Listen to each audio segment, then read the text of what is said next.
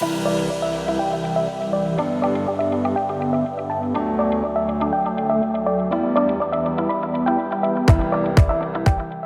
health and wellness providers, we know that better patient outcomes require a whole person, multidisciplinary approach that we just can't provide on our own.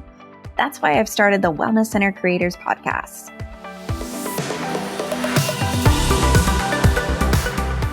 I'll be bringing you interviews with experts, tips, tricks, secrets, resources, systems, and solutions so that you don't have to reinvent the wheel. And creating your wellness center won't feel like starting over.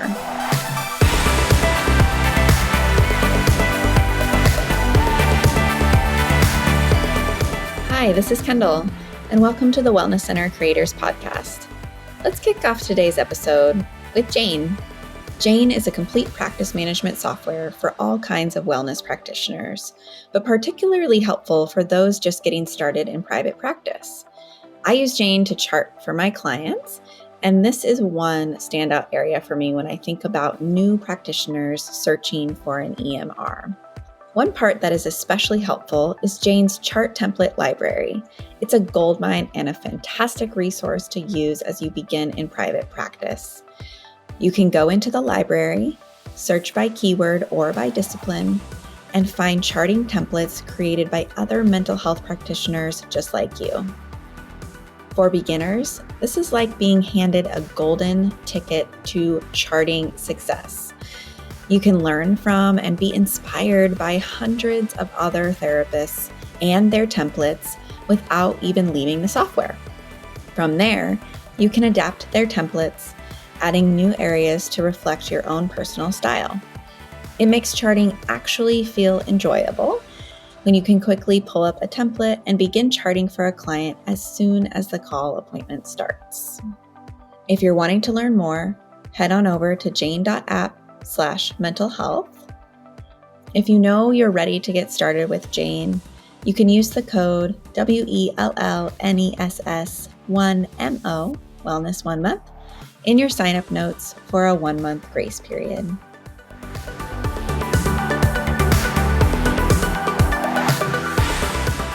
Welcome back, everybody, to the Wellness Center Creators Podcast. Today we have Casey Wyckoff joining us. Casey has a passion for people and a unique ability to encourage others to their hope-filled future. He supports amazing teams at LSW Architects, Riff Creative Agency, Ride, and Lion and Pearl, to name a few. He and his wife spend time in Vancouver, Washington, here locally with me, and in Big Fork, Montana. Welcome, Casey. Thanks so much for being here. Well, thanks for having me, Kendall. Let's jump right in. You've started a number of businesses. So I'd love to know, what is something that you've learned from that experience? Yeah, well, it's a good question. As I think back over my post-college professional career, the first decade, I felt like I had a lot of energy to contribute, a lot of creative ideas. And as a young architect, was looking for really great clients to work with and was afforded a number of opportunities through that process, really to understand and get a pulse on what it took to have a big vision. So a number of our clients really did have big, compelling visions. And part of my job was to be a good listener and get a sense of how I could use the tool of architecture to help them achieve those goals and realize that vision. And then really about the time of the recession, honestly, one of the best gifts we were ever given was just in that pressure cooker of needing to really understand, like, why do we get up in the morning? Yeah. Like, what are my core motivations? And through that, just a sense of maybe courage to step out and do things that were on my heart to do. So now, in a few years since, and have started a number of businesses, you've listed a few. And some of the things I've really learned through this experience is, one, really take into account those with any wisdom mentors, those that have been placed in my life that desire the best for me and really want to pay attention to lessons they've learned. And then secondly is really paying attention to just in general the team members, individuals that I had some kind of relationship with. And so starting something new takes a lot of energy. In order for it to be effective, it needs to provide a lot of value to the world around it. And I'm just one person, but I've realized I'm a pretty good matchmaker. So when I can see individuals with amazing gifts and talents and like a puzzle, connecting them with others that complete a picture of value for a client or an individual, that's been really the foundation of each of the businesses, is just paying attention to those around me. That's beautiful. That's definitely been my experience of you over the last couple of years as we've gotten to know each other. I'm curious what your businesses have in common, right? Because if someone looked at them each separately, they could think of them as being in different industries, but I'm curious the thread for you and what they really have in common. Yeah, I can think of it on a couple of levels, actually. So LSW, our architectural practice, at its foundation is just really grounded in wellness. And so we're looking to, in terms of how the architecture of education, healthcare, and housing provide really effective places for people to kind of learn, grow, and live. And then RIF as an example, maybe, and RIDE, if I use just those three. RIF is really anchored in authentically telling the stories of startups and new innovation and big ideas. And then RIDE is really connecting people in places they love. It's a little transportation company. So all of these, at the core, I'd say relationships, just the people interactions are so important. And additionally, just when I think beyond the relational aspect, the world is just hyper integrated. And what we're seeing in terms of high value is when there's this synergy between effective storytelling, effective creation of space or place, the physical place, and often that involves technology. So right now, those businesses, they do show up as a team at times to help solve problems with a level of creativity that I think individually they would not have been able to. Absolutely. I'm really curious, for our listeners in particular, I get asked a lot about, this sort of myth of work-life balance. So I'm curious if you could describe the nature of your relationship between your professional life and your personal life and sort of the intention behind that. Yeah, sure. And maybe that's also, when I think about my own connection between my personal life and professional life, is probably one of the things I saw in you and your business that felt like, I met another alien on the planet. So, I guess referencing back to kind of just the overview of my professional history, the first 10 years really was, what I understood was if I worked harder and longer, I would see increased results. And then once you have a family, a growing family, have a few challenges that you face, it's pretty easy to realize, oh, well, those don't go hand in hand necessarily.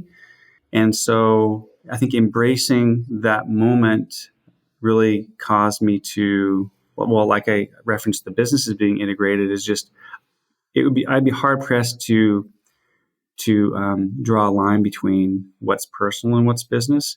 So really just finding value in showing up, being myself, and knowing that that often provides results that exceed my expectations. So maybe actually one other thing is time is probably the constraint. Early in my career, I thought resources were the constraint, but really, life is short already.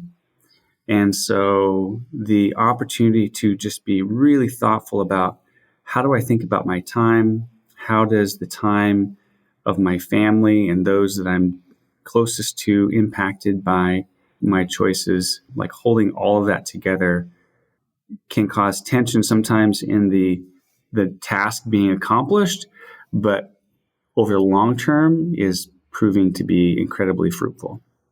Mm, absolutely.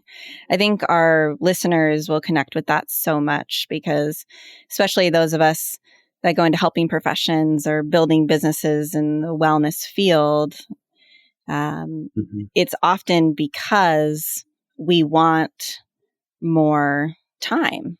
Mm-hmm. We want to do what we love and spend time with our family and all the things that I think a lot of entrepreneurs want in any Mm-hmm. industry. So it's such an important key piece of it. What do you think the most difficult aspect is about being a CEO and business owner? I think ironically, it's that, and maybe this is how I'm personally wired. So it can be challenging to have the depth of relationship with team members that I desire when that team gets bigger. So just the practically speaking, back to time, I'd love to really spend a lot of meaningful time with each of the team members in each of the businesses. It's not practical, so that's difficult. I also think I know this about myself is I have a lot of ideas. Some of them are okay, most are not. I have a lot of creative energy. And Mm-hmm. so when you sign team members' paychecks, I'm always aware of like, are you saying you like this because I signed your paycheck? Or are you saying you like this because genuinely you think it's a good idea?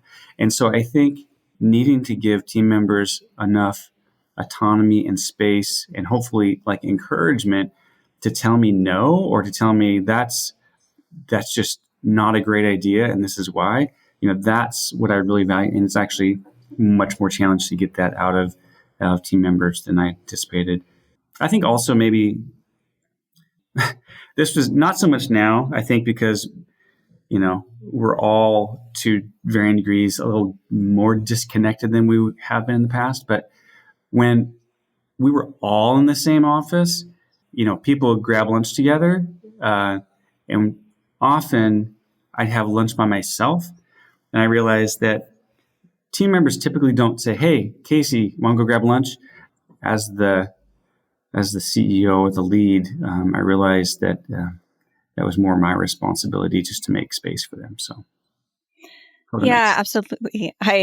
As you're talking, I'm just connecting with you so much because I mean, our clinic, is obviously much smaller than your businesses, but we are growing so much and over Mhm. the past couple of years, and our team's getting bigger and bigger. And just connecting with you on that piece of wanting to have deeper relationships with every single person on the team and really stepping back as a witness recently that that's actually not practical Mhm. and it's actually okay Mhm. that we have people on our team supporting them wholeheartedly and that's okay too, right? And Mhm. that the essence of the business still comes through and they're still Mhm. having that experience. I get really curious because I've gotten to know you and your business over the past couple of years, and every person I've met on your team has this same sense of, I'm very aware they're having a positive experience and that you have a very healthy culture in your businesses. So Mhm. I'm curious if there's a few pieces that you feel like are sort of the biggest pieces to that puzzle, right? If you Mhm. could give our listeners some advice on creating a healthy, positive work culture, even as the business gets bigger. Mhm. Yeah, that's a good question. I think our culture is healthy, and man, we aspire it to be even better. So maybe part of it is just kindness and really leading by example. I hope, and just demonstrating kindness, especially in moments where it would be natural to not have a response that's really kind. I think that's part of it. Also, I think just as I have a business partner, Esther Liu at LSW, and I think when you're teamed up with individuals in leadership that share a similar perspective of just the value of relationships, there's safety in numbers. So when your leadership team, I guess what I'm rounding to get to is when the leadership team can operate with similar set of kind of norms, humility plays a big part of it. And I think that, again, just leading by example creates space. And I think most people they want to have good relationships, and many maybe just don't know what that looks like. So maybe that's been part of our success thus far. Mm-hmm. Amazing. So if you think ahead to the future, right? Let's say 3 years from now, what would you hope to be telling me at that point? 3 years from now, talking to Kendall, I would say I am really grateful looking over the past 3 years for all that I've learned from the Vancouver Wellness Studio. And I think this is where, there's businesses I'm directly a part of, but also recognizing there's a lot I have to learn from those that are in fields completely different than mine. So I'd love to say, Kendall, look at all I've learned from you and your team. I also think that our whole team is highly motivated to have a local community impact. And so I think if we could point to either things in the community, organizations in the community, or just kind of measures of health in 3 years, I think I'd be tremendously encouraged. And for all the listeners out there, just know that this will be reality in 3 years, right? Casey envisions it and it happens. And we on our team at Vancouver Wellness Studio are so grateful to be in partnership together on certain projects. And it's been so impactful for us. And I remember, Casey, when I first met you, you asked me that question about in 3 years or in 5 years, what, and this was at the very beginning of COVID when we first met, and we got on a meeting and you asked me that question. It's a good one. So I've seen a few things about your roadcast, and I'd love to know more. I've just investigated it briefly. So if you could tell us all what is the roadcast and what are you doing there? Yeah, we haven't talked about that much. So we in Vancouver really had the strong sense that there's so many great stories, in particular from just designers and thinkers, that were not being told. So back in 2019, just before 2020 and things paused, we held a first gathering, Design Vancouver. We had a phenomenal turnout, a couple of days of workshops, and just an opportunity for both local voices and some national voices to share the stage and just share kind of what they're up to, what they're thinking, what they're doing, what they're designing. And then in 2020, we started planning it's still in our heart to find ways to amplify the stories of just the phenomenal people we come in contact with. So what could we do to effectively tell those stories? So long story short, we picked up a really gorgeous Airstream, wrapped it with some identity for Roadcast, and we hit the road. And with our team, we started just capturing both in video and audio the stories, designers, thinkers. And we have a Roadcast, theroadcast.com, a YouTube channel. And you'll find, I think there's 11 episodes right now. They're about half hour each.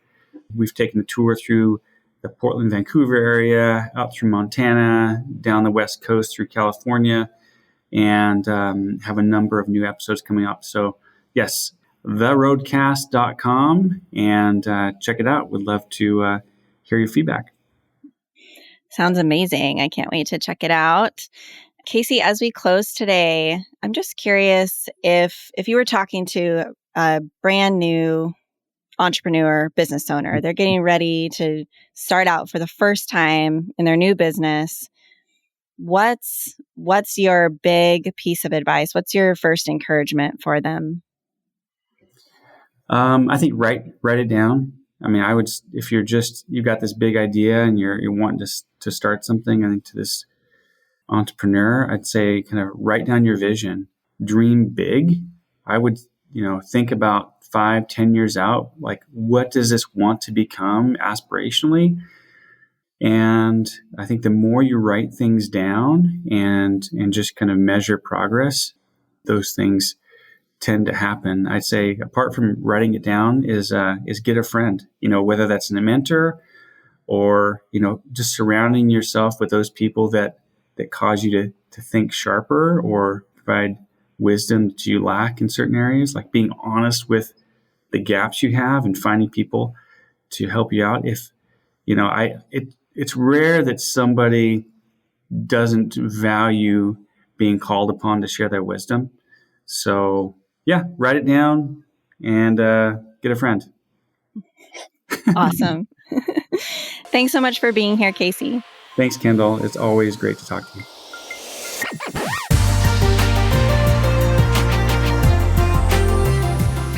Thanks so much for listening to the Wellness Center Creators Podcast. I hope you enjoyed the episode. Please visit our website at wellnesscentercreators.com for more show notes and additional episodes. By the way, I love hearing from listeners. Please send me an email at Kendall, Kendall, at wellnesscentercreators.com with your feedback. And if you send me a question, maybe I'll read it on the show, anonymously, of course. Thanks so much again for listening, and we'll catch you next time on the Wellness Center Creators Podcast.